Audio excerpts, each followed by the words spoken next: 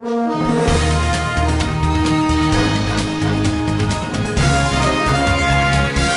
دیکھ رہے ہیں روشن پاکستان نیوز۔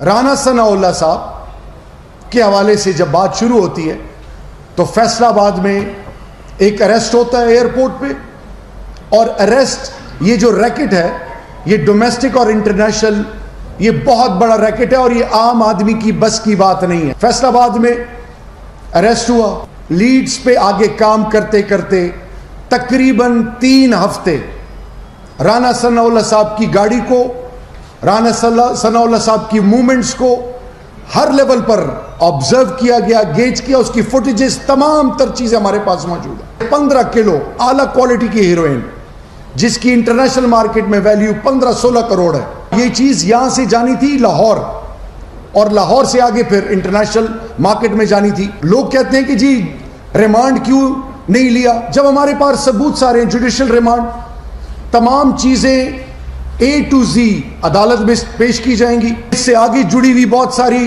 چیزیں قوم کے سامنے آئیں گی، اب کوئی نہیں بچے گا انشاءاللہ۔